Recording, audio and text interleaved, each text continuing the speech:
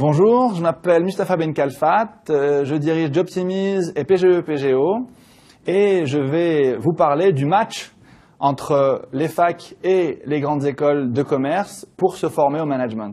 Les universités progressent et elles ont l'ambition de se rapprocher des écoles de commerce et d'offrir à leurs étudiants un certain nombre d'atouts. Pourtant, force est de constater que pour l'instant, et par rapport à ces grandes écoles, le niveau de qualité, l'exigence et le suivi des étudiants restent meilleurs qu'à l'université. Plusieurs raisons expliquent pour l'instant cette avance des grandes écoles sur les universités. D'abord, la force des réseaux des anciens. L'université, c'est énormément d'étudiants, donc pas de sélection à l'entrée alors que les grandes écoles sélectionnent et c'est plus facile de structurer, d'organiser un réseau et de créer des solidarités à l'intérieur d'une grande école comme HEC qu'à l'intérieur d'une grande université comme l'université de Jussieu. Ensuite, par rapport aux liens tissés avec les entreprises, la réputation de très grande qualité, voire même d'excellence de certaines institutions de formation au management explique des liens plus étroits avec des grandes entreprises. Explication assez simple, elles ont formé leurs dirigeants qui leur rendent l'appareil en recrutant un maximum de leurs étudiants. C'est encore loin d'être le cas à l'université. Il y a une dilution, c'est vrai. L'ambition des universités est tout à fait louable, mais il est plus compliqué de réussir cette mission avec des effectifs aussi larges qu'avec un petit nombre d'élèves coucounés, chouchoutés pendant leur cycle grande école de commerce ou d'ingénieur.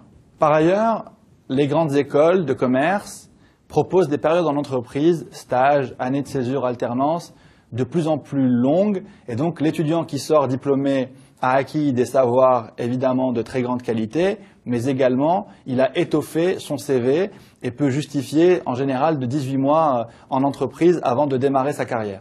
En outre, dans le cadre des travaux en association, les étudiants des grandes écoles mènent parfois de très grands projets.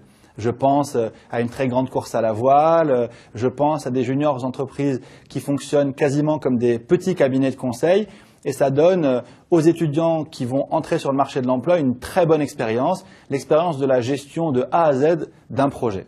Last but not least, les étudiants qui intègrent les grandes écoles les plus prestigieuses ont été sélectionnés parmi les meilleurs de leur génération.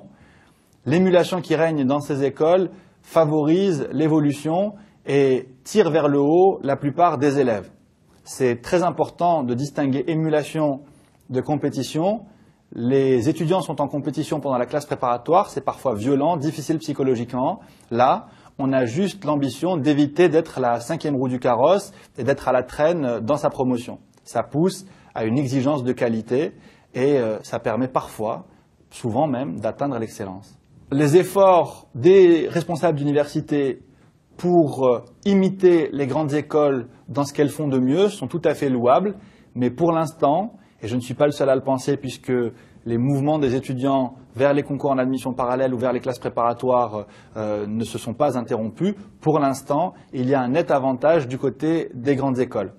Notez que des situations nouvelles se présentent, à savoir les fusions. Par exemple, la fusion entre l'IAE de Strasbourg et l'IECS de Strasbourg qui a donné naissance à l'école de management de Strasbourg.